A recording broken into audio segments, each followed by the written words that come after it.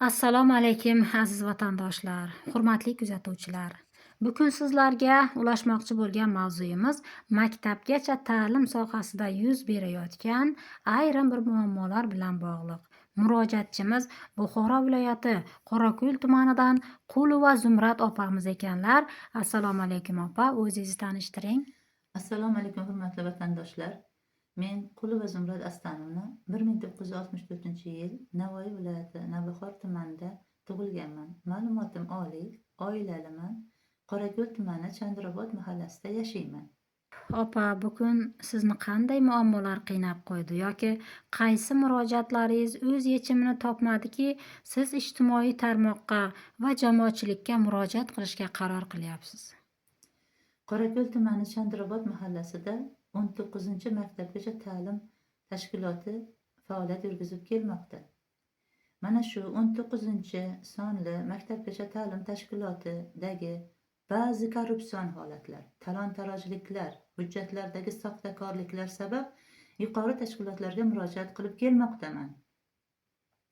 19-bog'cha mudirasi bir qator ishchi xodimlarini soxta hujjatlar qilgan holda, masalan, tarbiyachi, pedagog, kiruvchi, mavsumiy o't yoquvchilar kabi lavozimlarni hujjatlashtirib, soxta, ya'ni aslida qog'ozda bor, amalda yo'q ishchilarga o'zining 3 yillik ish faoliyati davomida oylik maoshlar, rag'bat pullar, ustarma haqlar, naqd pul yo'llari bilan yozib olib kelmoqda.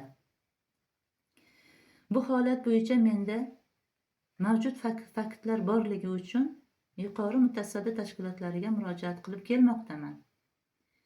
Ammo murojaatlarim to'liq va xolisona o'rganilmadi.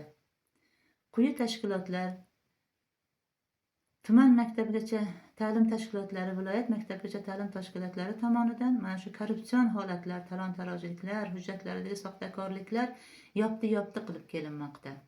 Shuning uchun murojaatlarim yuqori tashkilotlarga yetib borishi uchun video murojaat qilishga majbur bo'ldim. Taassufki azizlar, bog'cha bolalariga davlat byudjeti tomonidan ajratilayotgan oziq-ovqat mahsulotlarini 19-sonli bog'cha mudirasi boshqa bir bog'cha mudirasi bilan savdolashganini guvohi bo'ldim. Bog'cha bolalariga ortiqcha oziq-ovqat mahsulotlari beriladimi? Ularni sotishga ruxsat berilganmi? Bu vakolatni kim bergan ularga? Davlat byudjeti tomonidan ajratilgan mablag'larni talon-taroj qilishga kirmaydimi bu?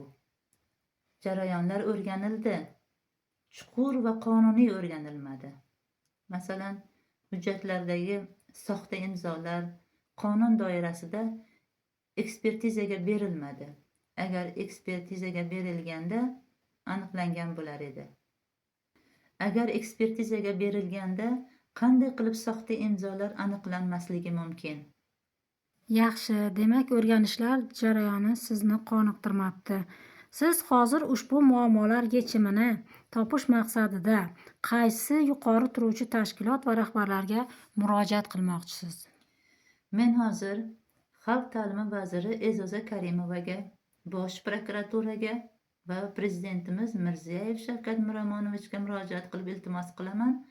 Murojaatlarimni e'tiborsiz qoldirmasliklarini, nazoratga olishlarini va chora ko'rishlarini so'rayman. Rahmat opa. Hurmatli mutasaddi tashkilotlar, yuqori turuvchi rahbarlar, mana shu holatni nazoratga olasizlar degan umiddamiz.